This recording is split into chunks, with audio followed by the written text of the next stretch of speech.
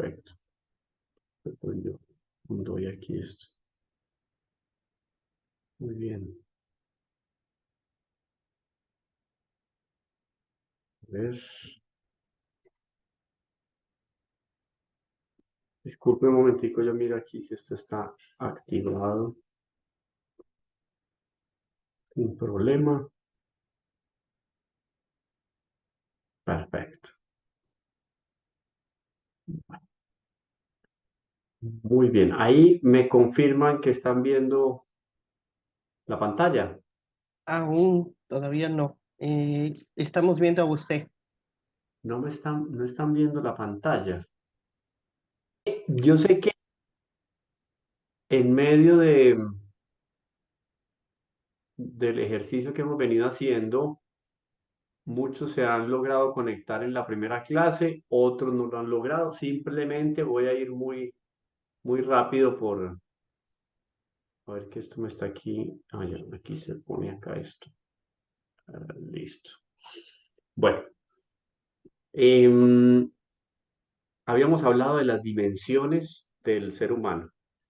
Em, el tema es muy denso, el tema es muy profundo. Cada que nosotros hacemos una oración de inicio, no es solamente para que nos quede algo aquí guardado, sino especialmente para que nos quede guardado en el corazón, porque yo creo que quedó muy claro desde el primer momento que cada que nosotros hacemos un ejercicio intelectual con respecto a Dios, no solo se beneficia a nuestro intelecto, sino que sobre todo nuestra voluntad, porque conociendo a Dios tenemos el deseo de unirnos más a Él.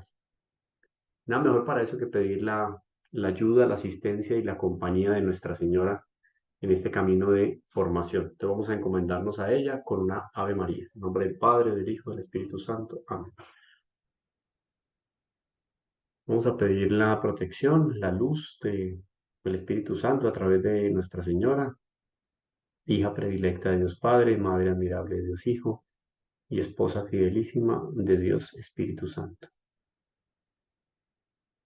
Dios te salve María, llena eres de gracia, el Señor es contigo, bendita tú eres entre todas las mujeres y bendito es el fruto de tu vientre Jesús. Santa María, Madre de Dios, ruega por nosotros los pecadores, ahora y en la hora de nuestra muerte. Amén. Sagrado Corazón de Jesús, en vos confío. Nuestra Señora del Perpetuo Socorro, ruega por nosotros. Me están diciendo aquí que no se escucha o sí se escucha. Está escuchando, ¿cierto? Sí. Sí, Sí, sí, hermano, se sí se escucha, escucha. perfecto. Curioso, escribieron en el chat que no estaba escuchando. Bueno, Sagrado Corazón de Jesús, en vos confío. Eh, María, trono de la sabiduría, ruega por nosotros. En nombre del Padre, del Hijo y del Espíritu Santo. Amén.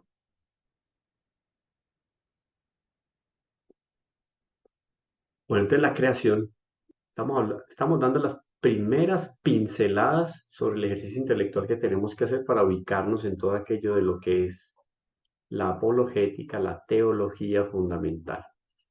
Y tomamos un trecho, un texto de la Fides et Ratio, que inclusive les mandé ya el resumen, debe estar ya ensuchado, ahora al final de la clase les queda en el chat. Un documento muy bien elaborado por San Juan Pablo II. El resumen es muy breve y sirve como complemento también a este tema. Entonces vuelvo al problema del hombre contemporáneo. El hombre contemporáneo se quedó divagando en una serie de mares intelectuales que se alejan de la realidad y no aterrizan propiamente las necesidades que tiene el hombre. Habíamos hablado en la clase anterior de que hay una virtud importantísima, la virtud de la religión, catalogada como la virtud más importante por Santo Tomás de Aquino. Y habíamos dicho también que el hombre es naturalmente religioso. La naturaleza del hombre, miren que independiente de lo que son los sacramentos, independiente de lo que puede ser una cultura, no, el hombre es naturalmente religioso, porque el hombre tiene la tendencia en su naturaleza de buscar una razón para su existencia. Y es el ejercicio que han hecho todas las culturas. Yo creo que hablamos de eso, en otros casos hemos hablado, me encontré muchísimo la semana pasada con los sumerios, yo no sé por qué, pero por donde miraba yo me encontraba con los sumerios. De hecho, lo que nosotros tenemos de datos históricos en la antigüedad nos lleva hasta los sumerios. En las ciudades-estado sumerios, en las ciudades-estado de los sumerios, estamos hablando del año 3500 antes de Cristo, vamos a encontrar aquella ciudad muy importante para la historia judio-cristiana, para nuestra historia, para nuestros antecedentes históricos. Vamos a encontrarnos allá la Ur de Caldea. De ahí es oriundo mm, Abraham. Abraham sale del politeísmo de los sumerios para adentrarse en el mundo del monoteísmo. Él adhiere a Dios. Y ya lo que nosotros tenemos como, como reliquias de esas primeras civilizaciones que dejaron historia, que dejaron consignado su testimonio, esos pueblos ya tenían una clara definición de lo que era esta vida y la vida después de la muerte. Tanto así que lo que se encuentra de restos de esta civilización, especialmente los sumerios, para no hablar de los egipcios, ellos enterraban a sus líderes y ellos mismos se enterraban como súbditos, se enterraban con sus líderes, con sus gobernantes, con sus sacerdotes, que por lo menos para la cultura sumeria, el sacerdote y el gobernante era una sola figura y el poder le venía de los dioses. Al morir, a él lo enterraban con su séquito de sirvientes, los sirvientes vivos, lo enterraban con su ajuar, con sus pertenencias, porque la creencia que tenían ellos, para ellos era claro que después de esta vida había otra realidad. Clarísimo, después de la muerte no se acaban las cosas. Ya ellos tenían eso claro, porque es inherente para el ser humano, con esa virtud de la religión, saber que existe algo más allá de lo material. Entonces, el hombre normalmente se vino preocupando por eso, de dónde vengo, dónde estoy, para dónde voy, pensar en esa dimensión teleológica, o sea, lo que significa o lo que se escatológica, tiene que ver con lo último que nos va a suceder. ¿Qué pasa allá en ese momento de la muerte y qué pasa después de la muerte? La muerte es una puerta, es un trampolín para qué tipo de realidad. El hombre se preocupó por esas cosas y son cosas, o es la cosa, o es el asunto más interesante y más importante. Llega la muerte y ¿qué pasa conmigo? Todo esto se va a acabar.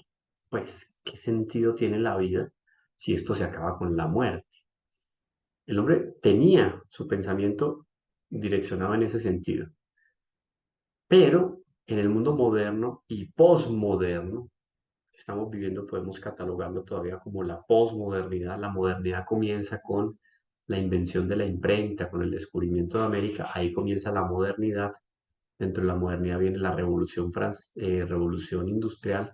Y después de la revolución industrial, ya en el siglo XX, hablamos nosotros de posmodernidad. Y el hombre empieza a pensar en cada cosa loca y desvirtuada propiamente del uso que hay que darle a esto, a este don dado por Dios que es la inteligencia. El hombre empezó a utilizar, lo decía aquí, miren la diapositiva, la antropología, la lógica, las ciencias naturales, la historia, el lenguaje, todo tuvo ciertos avances significativos. Hoy en día nosotros hablamos, se reduce el hablar de avance o de ciencia a la tecnología digital. Ahí se quedó, a la tecnología automovilística. Entonces, el mundo se está modernizando porque hay carros eh, que pueden alcanzar una mayor velocidad, que tienen este o aquel combustible que ya no es combustible fósil, sino otro tipo de combustible, solar, eléctrico, lo que sea, porque el computador es más rápido. La ciencia, la capacidad del hombre dimensionar o direccionar más bien su inteligencia se quedó ahí en esa línea. Entonces juzgamos que lo que hoy en día existe y no lo explica esa ciencia contemporánea, pues no tiene sentido. El hombre se quedó pensando en cosas que no son fundamentales para su vida. Y utilizó todas las áreas del saber y el conocimiento que ya venía siendo acumulado a lo largo de muchísimos siglos, simplemente para pensar en sí mismo y no para buscar la verdad. Recordemos, Dios dio al hombre dentro de ese regalo maravilloso de la semejanza, porque el hombre es hecho a imagen y semejanza de Dios. Y en cuanto a imagen y semejanza de Dios, el hombre tiene la posibilidad de reconocer a su creador. Es el único, junto con el ángel, los únicos dos seres creados que son capaces de reconocer a su creador, porque la inteligencia se lo permite. La inteligencia, iluminada por la gracia, fortalece la voluntad y se direcciona hacia Dios. Entonces el hombre empezó a desvirtuarse. Por eso decíamos entonces que el hombre parece haber olvidado que está también llamado a orientarse a una verdad que lo trasciende. ¿Trasciende qué? Los sentidos. Trasciende lo que vemos, lo que pesamos, lo que sentimos. El amor se puede manifestar con un regalo, con una palabra bonita, pero el amor en cuanto a realidad propiamente no podemos pesarlo en un laboratorio, no podemos medirlo. No tiene ancho, largo y alto. Y si el amor es auténtico, el amor no se marchita con el tiempo. Entonces, miren, ni el espacio ni el tiempo propiamente afecta al amor. Entonces, es interesante saber que el hombre desvirtuó la potencia o las potencias que tiene su naturaleza para encontrarse con Dios. Se le olvidó trascender, o sea, ir más allá. Al hombre se le olvidó. Y nos encontramos con estos textos de la Fides et Ratio. Solo leo la primera, porque ya la habíamos comentado en la clase anterior. La filosofía moderna, entonces, dejando de orientar su investigación sobre el ser, eso que les digo, de dónde vengo. Miren, por ejemplo, aquí llegó un cucarroncito. Qué pintoresco, ¿no? Cucarrón, por ejemplo, como otros animales, después lo vamos a ver cuando hablemos de la evolución. No sé si lo están viendo. ¡Ay, se me cayó aquí! Estos vienen siempre en la noche aquí como a visitarlo a uno, a saludarlo, yo no sé. Ay, mire que para protegerse, cierra las paticas, cierra las alas. ¿Se alcanzan a verlo ahí? Él se blindó todo, miren el pedacito ahí, ¿sí? El pedacito de alita. Cuando hablemos de la evolución, vamos a hablar de lo maravilloso que es todo esto en el mundo creado y cómo nos dirige solamente a Dios. Es que no hay posibilidad de que esto haya sido fruto del azar. No tiene sentido. Bueno, entonces la filosofía moderna, dejando de orientar su investigación sobre el ser, de dónde vengo, quién soy, para dónde voy, ha concentrado la propia búsqueda sobre el conocimiento humano. Nos quedamos ahí. Yo les daba el ejemplo de que me señalan el sol y el sol es maravilloso, me da energía, ilumina y yo me quedo mirando el dedo. No trasciendo. Entonces el hombre se frenó propiamente en el progreso y en el conocimiento de las cosas porque se cerró en su egoísmo. Entonces, miren aquí qué interesante. Voy a poner a volar el carroncito. En lugar de apoyarse sobre la capacidad que tiene el hombre para conocer la verdad, ha referido destacar sus límites y condicionamientos. Se encerró el hombre, se encerró en sí mismo. Y San Juan Pablo II nos va a dar luces muy interesantes en ese texto. Aquí quedamos nosotros en nuestra clase anterior. Los que no la han visto en el chat, está ya el link de YouTube donde pueden ver la clase, tomar nota. Dice entonces en este mismo documento San Juan Pablo II, como les dije al final de la clase, les van a enviar por el chat. Dice él, recuperando el pensamiento de la filosofía griega, miren qué interesante, o sea, los griegos, viviendo antes de Cristo, se preocupaban por cosas más interesantes de lo que el hombre hoy en día, habiendo conocido ya la revelación, se preocupa. Repito, nos quedamos mirando el dedo y no colocamos los ojos en el sol. Recuperando el pensamiento de la filosofía griega a la cual parece referirse en este contexto, el autor afirma que precisamente razonando sobre la naturaleza se puede llegar hasta el creador. Porque vamos a leer aquí un texto del libro de la sabiduría, punto de referencia, parte de la vocación del pueblo griego, pueblo romano. La vocación del pueblo romano podemos destacarla en función de la jurisprudencia, del derecho, el desarrollo de la vocación del pueblo de Israel en la antigüedad, la teología, y el desarrollo de la vocación de un pueblo como el pueblo griego, las especulaciones intelectuales, el ejercicio intelectual. Para los egipcios, por ejemplo, el conocimiento de la naturaleza, etc. Entonces, en este libro de la sabiduría dice, de la grandeza, miren esto, facilísimo el ejercicio, es que no necesita ser bautizado, la naturaleza humana está eso grabado, de la grandeza y hermosura de las criaturas se llega por analogía a contemplar a su autor. Yo ya puse a volar el cucarroncito, pero con el cucarroncito, con un ave, con un caballo lindísimo, eh, con una tortuga, con un paisaje, con el mismo sol, yo por analogía debo de ir al creador. Miren el ejercicio como es de sencillo. Y todo esto hace parte de los argumentos que fortalecen la fe. Argumentos en defensa de la fe y que fortalecen la fe. Por ejemplo, el león. Nuestro Señor es llamado en la Sagrada Escritura el león de Judá. Pues miren lo siguiente. No fue que Dios creó el león y después el hombre vio que en el león había un símbolo de Dios. Entonces quedó en la escritura y en algunos textos como que el león es símbolo de Dios. Lo que el hombre hizo fue leer a Dios en el león. Muy bien. Pero antes de eso, Dios dejó escrita o dejó impresa su imagen en el león. Asimismo en el pelícano, es otro de los símbolos de, de Dios. Porque el pelícano, cuando no tiene para darle alimento a sus polluelos, a sus crías, él se rasga el vientre y del vientre le da de comer a sus polluelos. Así como nuestro Señor nos dio cuerpo, sangre, alma y divinidad. El pelícano es símbolo. Pero entonces en la creación lo que quedó fue una huella digital.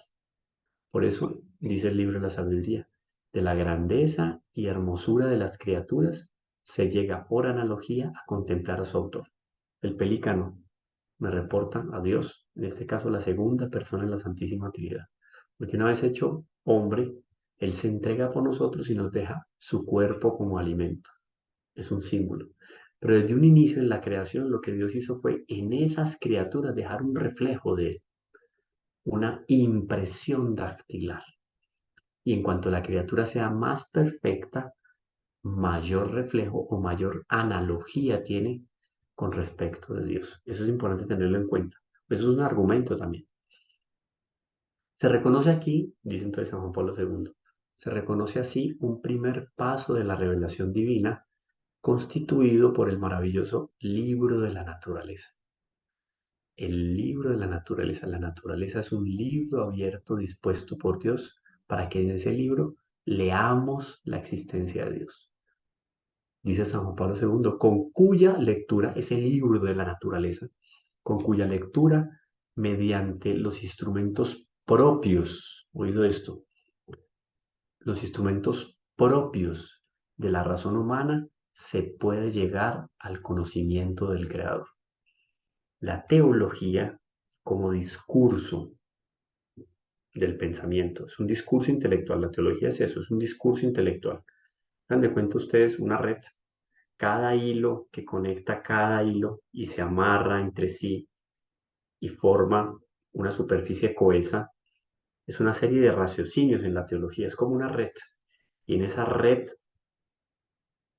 fuertemente consolidada de la teología, cuando yo la miro, veo un panorama, ese panorama es una visión de Dios, no es una visión completa, porque es imposible dar una visión completa de Dios. Como Dios es infinito, es imposible dar ese panorama infinito de Dios. Sin embargo, ya me da una idea de Dios. Ahora, la teología me da una idea y la creación, lo que yo puedo percibir con los sentidos, me da también otra realidad de Dios. Mire que entre las dos, lo decíamos en la clase pasada, me ayudan a mí a encontrarme con esa realidad sobrenatural. Y sin embargo, no lo voy a entender ni a comprender en su totalidad, porque es Dios, pero me da una idea. Por eso es importante que la inteligencia o a la inteligencia se le dé el mejor uso. ¿Cuál es? Llegar al conocimiento del Creador. Y esto no es una idea propia de San Juan Pablo II, él está haciendo una lectura de lo que ya está en el Antiguo Testamento y lo que la teología ha venido desarrollando.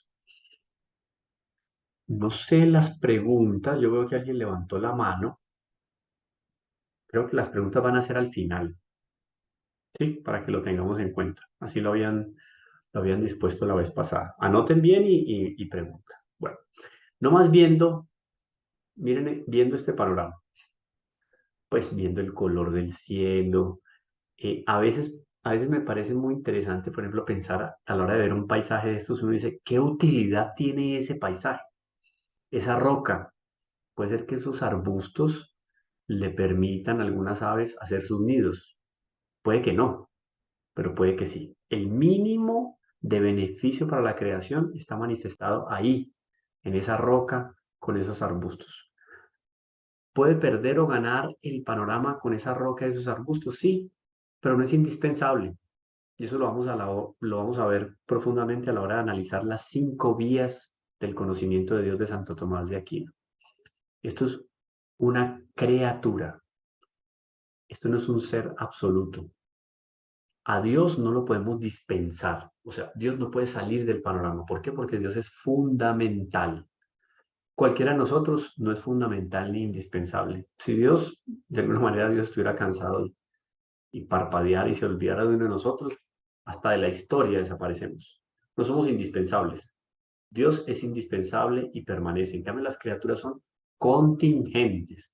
Pero a través de las criaturas contingentes y usando nuestra inteligencia, nos damos cuenta de que hay algo más allá de los sentidos. Lo entendemos, lo saboreamos. Cuando vemos un paisaje bonito, y dices, Dios mío, qué belleza. Esa belleza casi que es con B mayúscula, porque lo que hay de bello en ese panorama es un pálido reflejo, pero es un reflejo, es un pálido reflejo de lo que es Dios.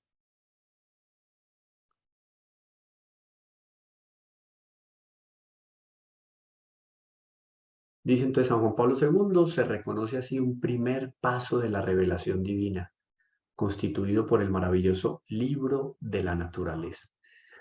Primer paso que hay que dar para reconocer a Dios como creador, fuente y sustentador de todas las cosas, es la admiración de la naturaleza. Oye, no es una consideración fría y racional, no es una admiración con respecto a la obra maravillosa que está delante de mis ojos o que puedo percibir con los sentidos. Dice él entonces, con cuya lectura mediante los instrumentos propios de la razón se puede llegar al conocimiento del Creador.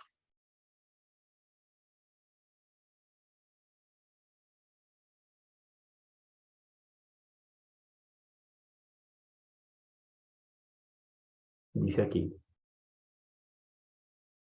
Aquí vemos en la foto tenemos a San Justino Mártir. Esto es un fresco antiquísimo de San Justino Mártir. Yo creo que todos lo están viendo ahí. Fresco antiquísimo, uno de los primeros apologetas que conocemos nosotros en la historia, aquellos defensores de la fe. Claro, el cristianismo nace y ya empieza a ser atacado no solamente por los judíos, el pueblo contemporáneo de nuestro Señor Jesucristo, sino por los paganos. Por eso vienen las grandes persecuciones a la iglesia. Entonces, en la segunda generación, después de los apóstoles y los discípulos, nos vamos a encontrar con este personaje, San Justino Mártir, que es catalogado como el primer apologista griego, o sea, el primero que se puso en la tarea de escribir al respecto de la defensa de la fe. Y unos textos lindísimos, algo de eso vamos a comentar nosotros más adelante. Él, por ejemplo, San Justino Mártir, él desarrolló un diálogo con un judío llamado Trifón y le va explicando a este judío a manera de catequesis, pero todo en una estructura apologética, o sea, en el sentido de defender la verdad. Le va explicando entonces a este judío los motivos por los cuales nuestro Señor Jesucristo es el Mesías esperado. Y todo eso él lo justifica en los textos del Antiguo Testamento. En algún momento lo decía yo en estos días en una conversación con un alumno, le decía yo, es que no hay, no, estábamos en un programa de radio hablando de la resurrección. Es que es imposible que un hombre como nuestro Señor Jesucristo haya dividido la historia en dos, se haya llevado consigo alrededor de 10 millones de mártires, o sea, 10 millones, si nuestro Señor Jesucristo es como muchos hoy en día, infelizmente, señalado por un desquiciado, lunático, bueno, ese, comillas, desquiciado, lunático, logró conquistar a la opinión pública contemporánea, se llevó detrás de sí al Imperio Romano, logró que en el Coliseo y en el circo romano entregaran su vida por él, por un hombre que murió como el más vil de los criminales en lo alto de una cruz. Logró que entregaran su vida por él más de 10 millones de personas, más o menos lo que está catalogado en el martirologio romano, o sea, los mártires que ofrecieron la vida por él. Y este hombre no puede haber sido una ilusión, no puede haber sido un embaucador, es imposible, no tiene sustentación histórica.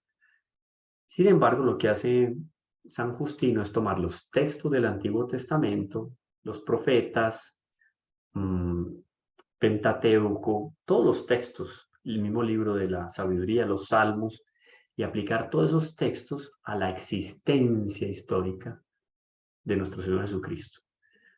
Ese es un texto muy interesante de San Justino Mártir, pero además de eso, escribió otros dos textos llamados también apologías, que eran dirigidas al emperador Pío y eran defensa de la comunidad cristiana, y donde defendía y hablaba también explícitamente como una catequesis bien fundamentada sobre el bautismo, la Eucaristía, Nuestra Señora y nuestro Señor Jesucristo. Aquí estamos hablando siglo segundo y tercero.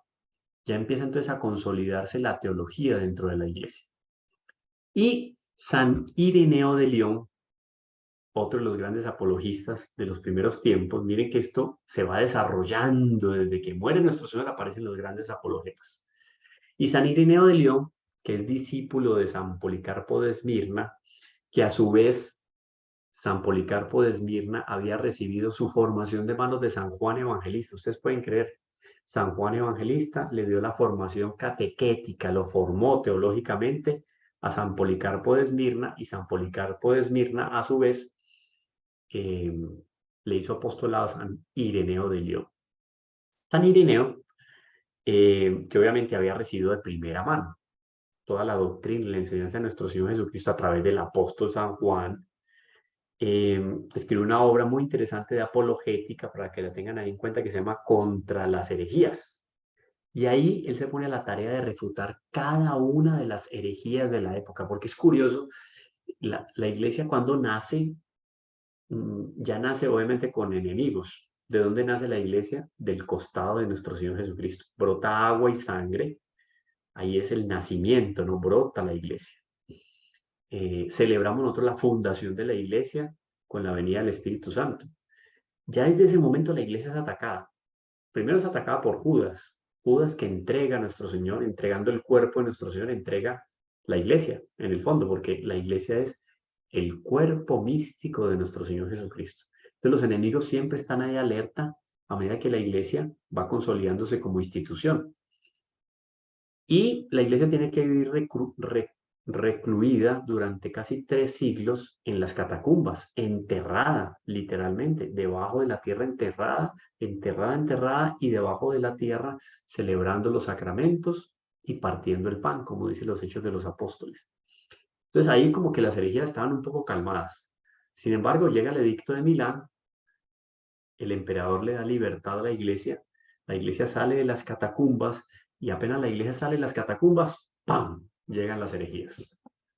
Todas estas herejías que son enemigos externos o también a veces internos, porque obispos en la iglesia católica naciente que atacaban los dogmas de la iglesia católica, negaban la presencia real de nuestro Señor Jesucristo en la Eucaristía, negaban inclusive la naturaleza humana de nuestro Señor, la maternidad divina de la Santísima Virgen. Entonces, todas esas herejías, después de que la iglesia sale de las catacumbas en el siglo IV, inicios del siglo IV, esas herejías empiezan a atacar. La iglesia tiene que defenderse. ¿Cómo se defiende de la mentira o de los señalamientos en contra de las verdades de fe?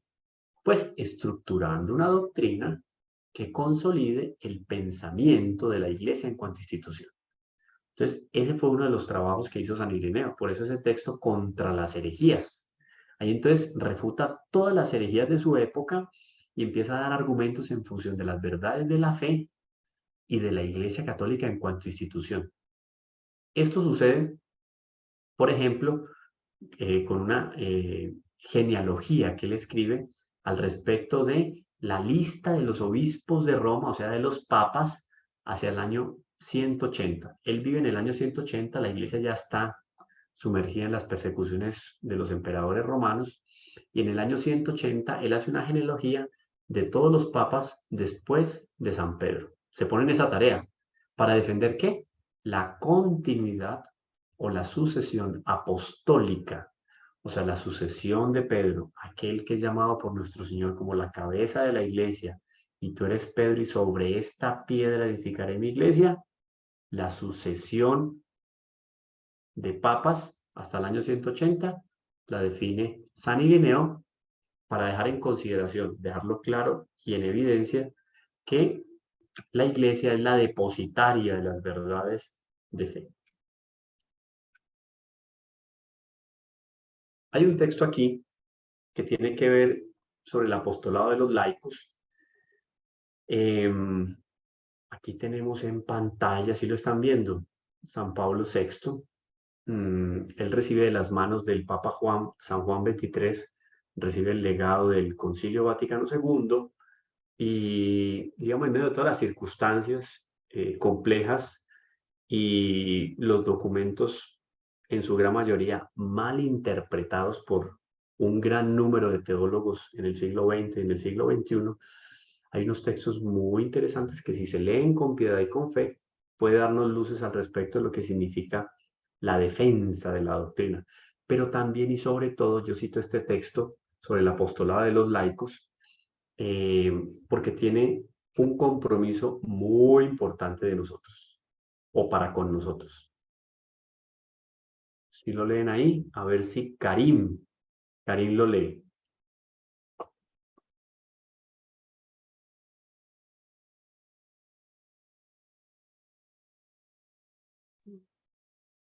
Listo. Adelante. Buenas tardes.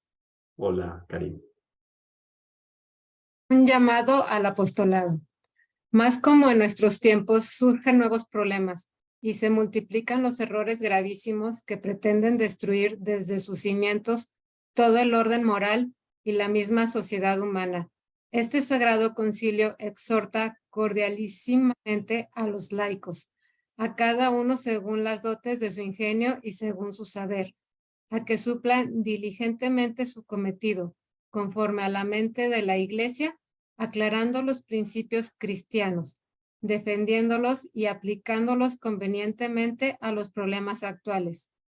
Apostolicam Actuositatem San Pablo VI. Muy bien ese latín, Karim. Sí. Pero miren qué interesante.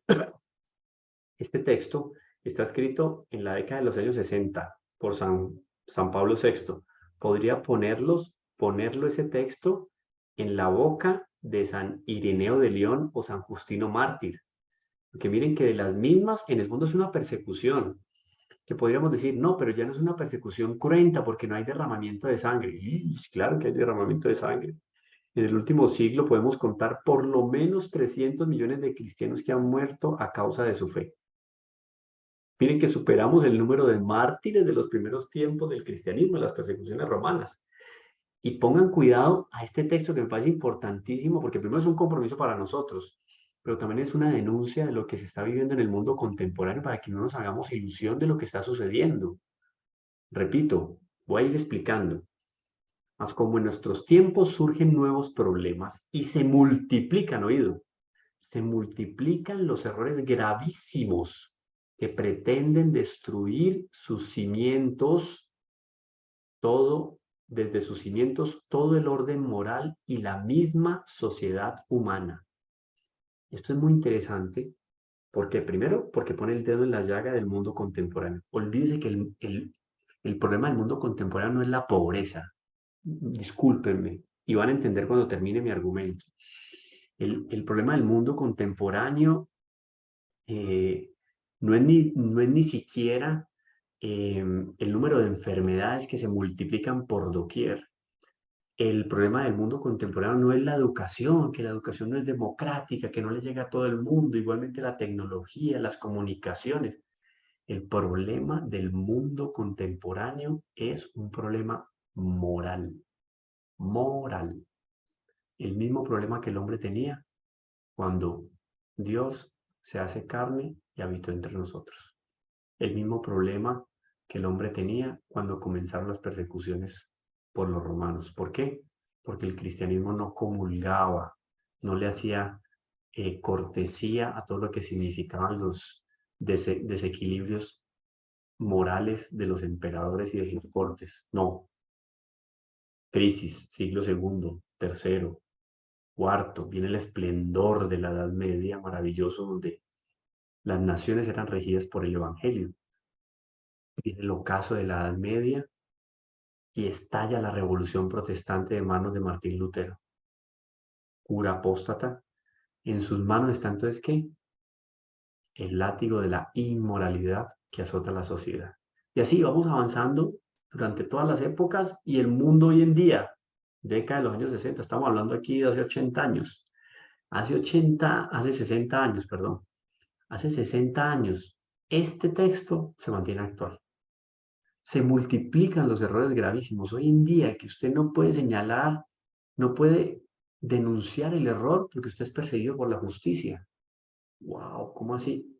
O sea, ya no hay verdades, sino que hay opiniones. Todo es válido.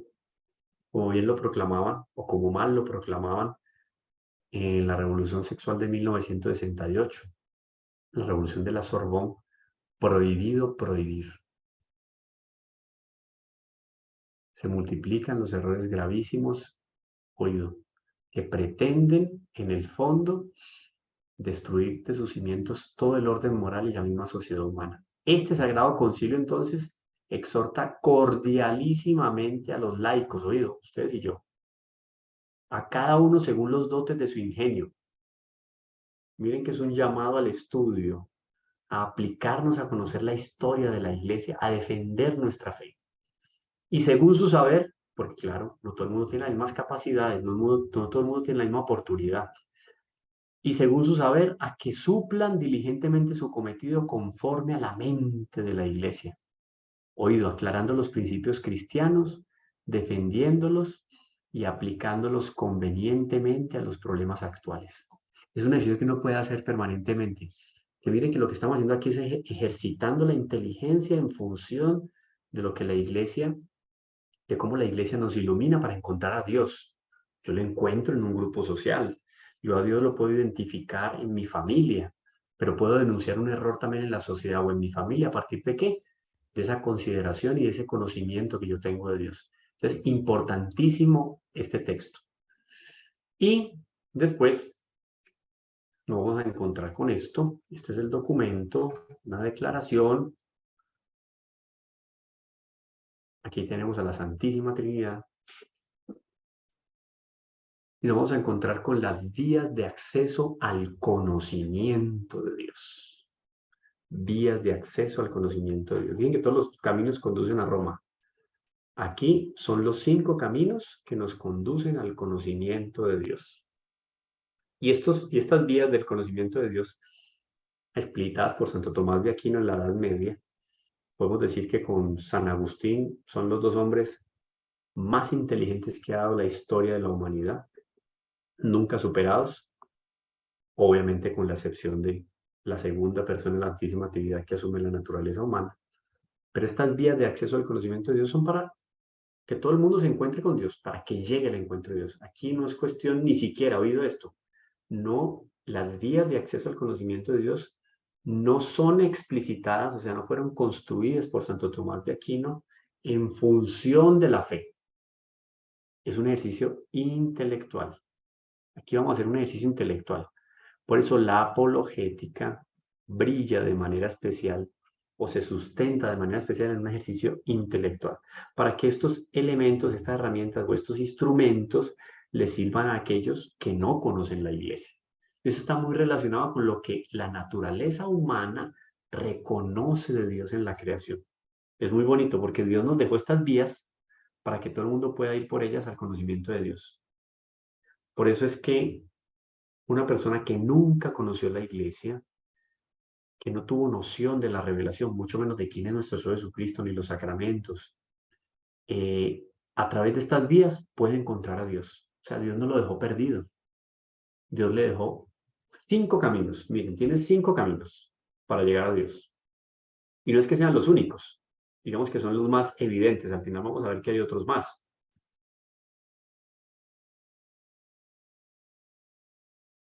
Dice entonces aquí,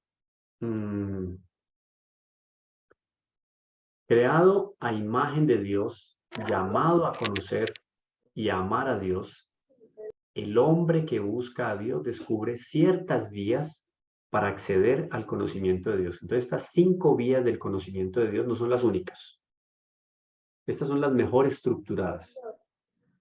No quiere decir que sean las únicas. Se las llama también pruebas de la existencia de Dios. Pero miren que aquí vamos a hablar solo esto, solo es la inteligencia la que se va a ejercitar. No en el sentido de de las pruebas propias de las ciencias naturales, sino en el sentido de que son argumentos convergentes y convincentes, o sea, que se unen. Son argumentos que se unen y que permiten llegar a una certeza verdadera. O sea, se le aclara el horizonte a uno, el panorama. Eso de que de dónde vengo, dónde estoy, para dónde voy, se nos aclara con esto de las 5 vías del conocimiento de Dios. Ahora, estas vías, para acercarse a Dios, tienen como punto de partida la creación. Entonces, de aquí no escapa nadie. Puede ser o no bautizado. Si yo voy a encontrar que estos caminos para el conocimiento de Dios me llegan a partir de la creación, todo el mundo tiene acceso. Y hay dos elementos fundamentales: el mundo material y la persona humana. Miren que cuando se dice la persona humana, no estamos hablando del cuerpo y alma, estamos hablando de que del conjunto, cuerpo y alma, persona. Porque cuando alguien se muere, yo no digo se murió el cuerpo de, no, es que ya no hay persona, ¿cierto? Porque el alma estará en algún lugar, en el purgatorio, en el infierno o en el cielo, ¿sí? Pero no está el cuerpo. Dios nos da la personalidad cuando está el cuerpo y el alma juntos. Entonces, cuerpo y alma, el hombre y el mundo material es el punto de partida de esas 5 vías del conocimiento de Dios. Fundamental.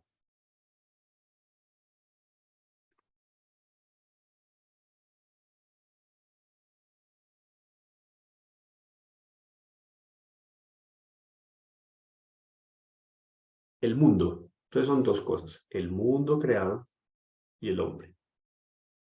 El mundo, a partir del movimiento y del devenir de todo lo que se va dando, el proceso. Del Génesis hasta acá se dio un devenir, proceso. A partir del movimiento y del devenir, de la contingencia. Miren esta palabra. Vámonos familiarizando con ciertas palabras. Anótenlas ahí para que las tengan en cuenta. Contingencia es aquello que depende de. Ustedes y yo somos contingentes. ¿Dependemos de quién? De Dios. ¿Dios es contingente? No. Dios no es contingente porque Él no depende de nadie. Él se vale por sí mismo. ¿Cierto? Él es infinito, omnipotente, omnipresente, omnisciente. Todos los atributos. Dios no es contingente, son contingentes quienes, las criaturas, o sea, dependen de. Eso significa ser contingente.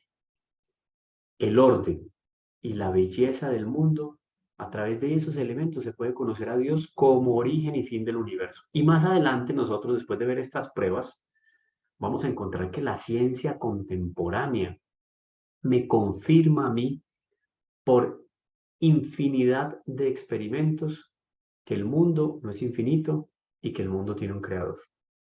O sea que quien hoy en día niega que el mundo o el universo no es infinito, o sea, es finito, tuvo un inicio y va a tener un fin porque la ciencia define eso. El mundo tuvo un inicio y el universo va a tener un fin. Y si tuvo un inicio y no existió desde siempre, ¿qué había antes de ese inicio? ¿Quién estaba antes de ese inicio? Ahí ya entra la fe. Pero es interesante que la ciencia ya nos dice: un momentico, eso que pensaban los antiguos de que el mundo era infinito, está comprobado científicamente. Tuvo un inicio. Eso lo vamos a ver después. Entonces San Pablo, muy interesante porque San Pablo va a afirmar que lo que de Dios se puede conocer está en ellos manifiesto. Dios se lo manifestó. Porque, miren esto qué interesante, hablando del libro de la creación, Pablo no está hablando del libro de la creación. Dios se lo manifestó. Porque lo invisible de Dios, desde la creación del mundo, se deja ver a la inteligencia a través de sus obras. O sea que a través del mundo creado y del hombre, que dentro del mundo es la semejanza de Dios, que Dios dijo: voy a hacer al hombre imagen y semejanza. O sea, el mejor reflejo de Dios en la creación visible es ¿quién? el hombre, no es un árbol, no es una ballena, no es...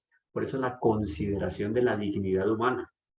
Yo no puedo igualar la dignidad del hombre a la dignidad de una vaca. Claro que no, porque ¿qué sentido tiene que yo a la criatura más excelsa de la creación visible, que es el hombre, lo ponga en la misma categoría de un animal irracional? No tiene sentido. Ahora, Dios se deja ver a la inteligencia a través de ¿qué? De todas las criaturas. Y en las criaturas que nosotros vamos a poder leer el poder eterno de Dios y la divinidad de Dios. Miren que eso se lo escribe a los romanos. Repito el texto de Pablo. Miren, hagamos la lectura pausada. ¿Cómo estamos aquí de tiempo? Lo que de Dios se puede conocer está en ellos manifiesto. Él se está refiriendo a los paganos, ¿no? Porque es a los romanos, carta a los romanos. Dios se lo manifestó, dice Pablo, porque lo invisible de Dios, desde la creación del mundo, se deja ver a la inteligencia a través de sus obras, su poder eterno y su divinidad. Por eso el hecho de nosotros leer a Dios en la creación ya es un regalo de Dios, es una manera de encontrarlo, es una de esas vías del conocimiento de Dios. La naturaleza. La naturaleza no fue dada al hombre simplemente para que a partir de la naturaleza haga una casa, haga un puente, pueda comer. La naturaleza tiene un fin superior. El fin superior de la creación es ser un reflejo de Dios y permitirle al hombre leer la presencia de Dios aquí, en el mundo visible. Ahora bien, San Agustín nos va a decir en uno de sus sermones sobre el Salmo 38. Él va a decir: interroga a la belleza de la tierra, interroga a la belleza del mar. Mire cómo habla de las criaturas aquí, del mundo creado. Interroga la belleza de la tierra, interroga la belleza del mar, interroga la belleza del aire, que se dilata y se difunde. Interroga a la belleza del cielo, interroga a todas estas realidades, todas te responden. Ve, o sea, mira, nosotros somos bellas. Su belleza es su proclamación. Cuando el sol se deja admirar ese panorama que veamos ahorita, él dice: miren cómo soy de bello. Pero ¿por qué él quiere que nosotros admiremos su belleza? Aquí lo dice San Agustín. Estas bellezas sujetas a cambio, ¿quién las ha hecho sino la suma belleza? Una belleza que no es sujeta a cambio. Si el sol es bello, es porque lo que el sol tiene de bello viene de la belleza suprema con B mayúscula, que es Dios. Si el mar, hasta inclusive en medio de una tempestad, yo me acuerdo estando estudiando en Brasil, nos damos algunas escapadas a Río de Janeiro, y en la bahía de Guanabara, no en la playa propiamente, sino antes de donde inicia la playa, que es muy larga, hay una gruta que es una piedra grandísima, gigantesca. A las espaldas uno ve el Pan de Azúcar y el Corcovado. Entonces aquí tiene uno el mar, Bahía de Guanabara a la izquierda, y había una gruta donde uno pasaba, se saltaba un murito así, bajaba unas rocas y se metía abajo y se quedaba mirando el mar. Y el mar entraba cada 5 o 6 olas, entraba y agitaba durísimo y le pegaba las piedras. Entonces, venía con tal fuerza que después de no sé cuántos años había empezado a moler la piedra, obviamente la fuerza, pero uno veía la fuerza del mar, el reflejo del sol en el mar, el sonido del mar, y uno decía: qué curioso, el sonido no se repite, la forma del mar no se repite, el reflejo del sol en el mar no se repite, todas esas bellezas que el mar va teniendo a lo largo del tiempo no se repiten. Casi que uno diría: son infinitas. No son infinitas, son finitas, pero en medio de esa variedad de las bellezas del mar, de su reflejo, de su fuerza, inclusive de su aroma, uno puede leer ahí la presencia de Dios. Y eso es con el sol, eso es con el águila, eso es con esto, todo lo que está en la creación y es bello, participa de la belleza de Dios. Entonces, esto es un primer punto para arrancar en función de las 5 vías del conocimiento de Dios. ¿Hasta ahí cómo vamos? ¿Bien? ¿Me tienen que hacer así o así? Si me hacen así, repito. Sí, Sí, sí, bien, me hacen por ahí estamos bien. bien. Sí. Bueno, perfecto. Esto es la introducción de la introducción. Eso es un tema lindísimo. Es que ustedes ven que es hasta poético. Y de aquí, miren con lo que nos encontramos acá. El hombre, por eso el esfuerzo infernal que hace el demonio para tratar de clavar una bandera de conquista en el mundo con lo horroroso y con lo desagradable. Hace poco les voy a mostrar fotografías después, de pronto ustedes lo han visto, un tipo que creo que vive en Brasil inclusive.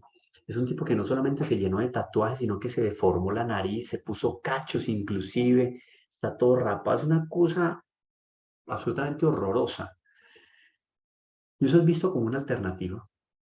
O sea, como hoy en día no hay verdades, entonces la belleza ya no, la estética ya no es un principio para hacer las cosas, ya es una opción más. Entonces, este asunto de la belleza es castigada por el mundo contemporáneo a partir de un trabajo especial de las fuerzas del mal. Podríamos decir, el antiapostolado o la contraevangelización de lo horroroso y de lo feo.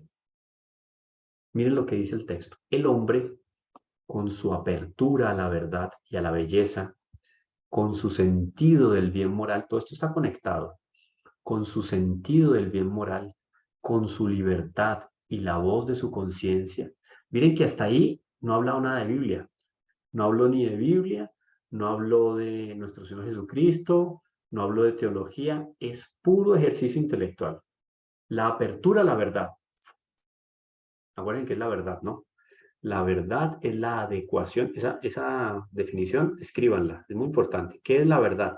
La verdad es la adecuación de la inteligencia a la realidad.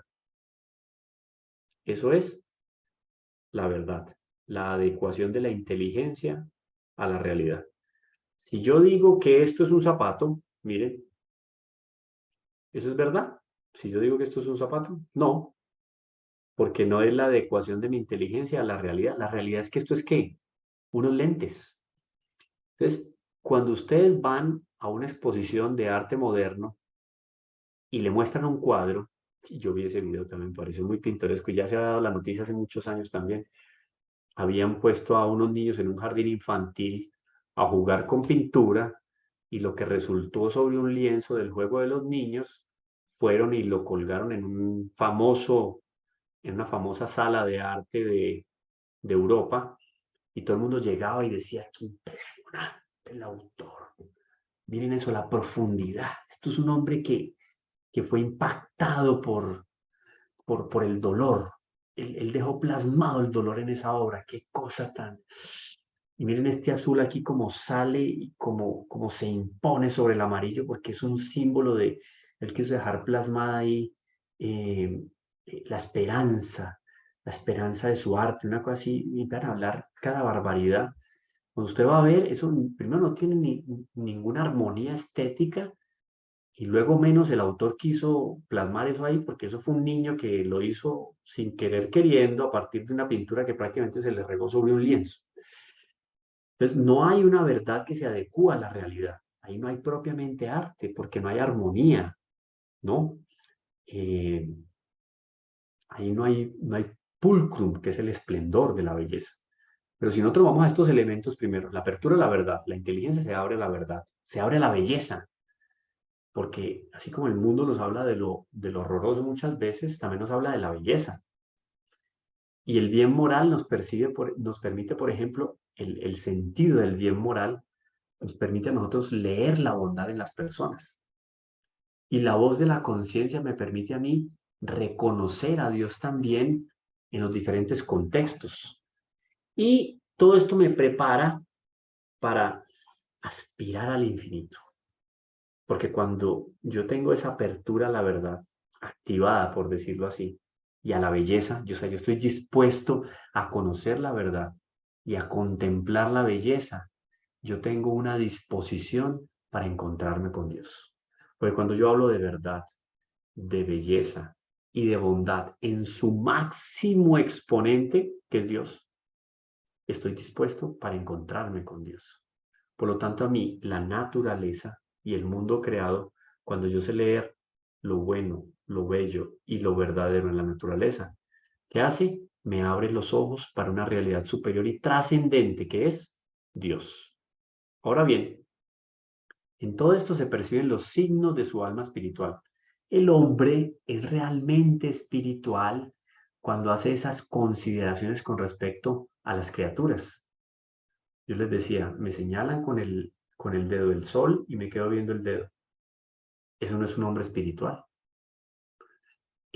Un hombre que cuando ve un paisaje se preocupa solamente porque, ay, qué bueno llegar allá, por ejemplo, una casa, un castillo, un palacio lindísimo, ay, qué bueno dormir ahí, qué delicia. Se queda solamente en el aspecto más superficial, secundario, y no en lo fundamental, que son las formas, los colores, cómo eso refleja ese blanco, refleja la pureza, ese dorado, refleja la nobleza de los ideales, el rojo, la pasión y la entrega, el amor, la lucha, la incondicionalidad. Si una persona no hace esa serie de reflexiones sobre la creación, es una persona que tiene su espiritualidad poco desarrollada. La naturaleza me inspira a mí a desarrollar la espiritualidad, porque cuando admiro la naturaleza y lo creado, estoy haciendo un ejercicio de Dios, estoy leyendo a Dios. Estoy en clases de inglés, nunca leo en inglés, nunca escucho música en inglés. ¿Cómo voy a aprender inglés? ¿Cómo voy a aprender de Dios, a escuchar de Dios, si no leo a Dios, si no lo escucho en un canto maravilloso de un ave, lo que sea? En todo esto se perciben los signos de su alma espiritual. Oído esto, Gaudium et Spes, otro documento muy importante para que lo lean. La semilla de eternidad que lleva en sí al ser irreductible a la sola materia. Entonces, dentro de nosotros tenemos una semillita de eternidad. Hay que dejarla que florezca. Primero que eche raíces. Después que broten ramas y dé frutos. Porque esa semilla de la eternidad está dentro de nosotros. ¿Cómo riego y cómo fertilizo esa semilla para poder encontrar a Dios? Con la lectura de las bellezas de Dios, de las bondades de Dios, de las verdades de Dios en la creación. ¿Listo?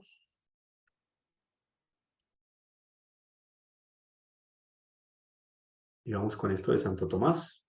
¿Cómo estamos de tiempo? Ya unos minutitos todavía. Vuela el tiempo.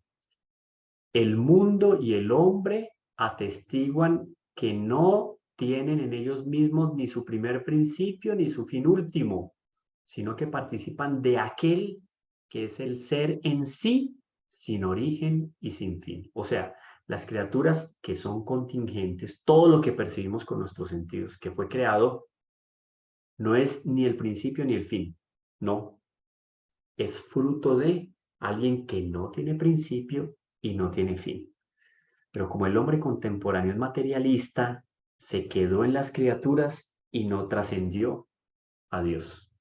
Entonces lo importante es, cuando yo me encuentro con las criaturas, a través de las criaturas yo voy a Dios, leo a Dios en las criaturas. Va a decir Santo Tomás de Aquino, en la Suma Teológica, prima, quaestio secunda, dice, así, por estas diversas vías, el hombre puede acceder al conocimiento de la existencia de una realidad que es la causa primera y el fin último de todo, y que todos llaman Dios.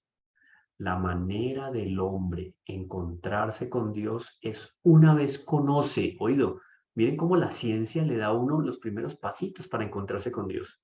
Cuando el hombre conoce, usando la inteligencia, las criaturas, busca la razón de las cosas, el movimiento, analiza que son entonces cuatro las fuerzas que mueven todo lo existente. La fuerza gravitatoria, la fuerza electromagnética, la fuerza nuclear fuerte, la fuerza nuclear débil. Todas esas fuerzas las identifica en la materia y en los cambios de la materia. El hombre no se puede quedar ahí analizando el electrón, el protón, la luz. No, eso es regido por quién. ¿De dónde la armonía y el equilibrio de las cosas? ¿Cómo es que la luna girando alrededor de la Tierra permite que la Tierra permanezca estable en su inclinación de tal manera que no fuera, miren que si la luna, miren este ejercicio muy interesante, muy sencillo. Yo tengo aquí mis dos imanes. Tengo aquí dos imanes Mire, voy a poner la luna y la tierra del mismo tamaño porque no tengo de diferente tamaño. Ah, no, sí tengo por acá. Sí, tengo aquí. Aquí tengo una tierra que no es el planeta azul como siempre nos enseñaron, sino que es el planeta naranja. Tengo aquí la tierra y tengo la luna, ¿no? Tengo la tierra y tengo la luna. Ustedes saben que si la luna no existiera, sacamos a la luna de la órbita de la tierra, esta tierra que tiene una leve inclinación de algunos grados para poder trasladarse alrededor del Sol. Ustedes saben que la Tierra tiene rotación, o sea, gira sobre su propio eje, pero además de eso tiene ¿qué? Traslación alrededor del Sol. O sea, cambiemos. Este es el Sol y esta es la Tierra. La Tierra gira sobre su propio eje, pero además de eso, gira alrededor del Sol. ¿Cierto? De tal manera, la Luna equilibra el movimiento de la Tierra, que si la Luna no estuviera al lado de la Tierra, miren cómo la Tierra se movería alrededor del Sol. Entonces, imaginen ese movimiento. ¿Quién podría vivir en la Tierra? Nadie. Un satélite, un pedacito de piedra tan pequeñito, o de piedras tan pequeñitos, o de minerales tan pequeñitos, como la Luna, equilibra de tal manera el movimiento que la Tierra sigue girando alrededor del Sol de una forma armónica y estable.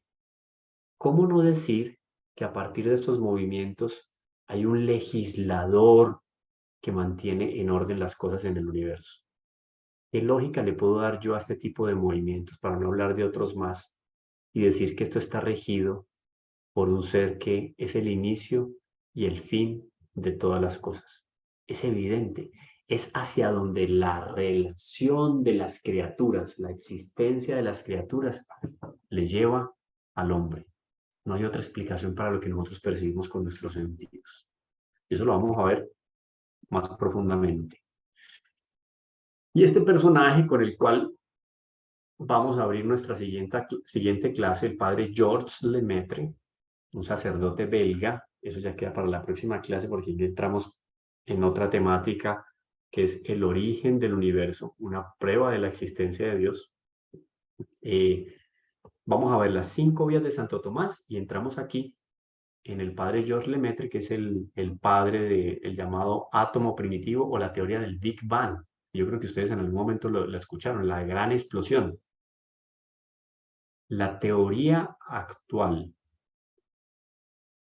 a través de la cual los científicos, en su gran mayoría, si no todos, acreditan que se puede explicar la existencia del universo es la teoría del Big Bang, formulada en la década de los años 20 por este sacerdote, Georges Lemaitre, que inclusive fue capaz de calcularle la edad al universo. Así de sencillo, 14.750.000 millones de años. Muy interesante. Bueno, pero eso entra para nuestra segunda clase. Tercera clase. Estamos ya en el tiempo de preguntas. Si hay preguntas, ¿quién está moderando? El hermano.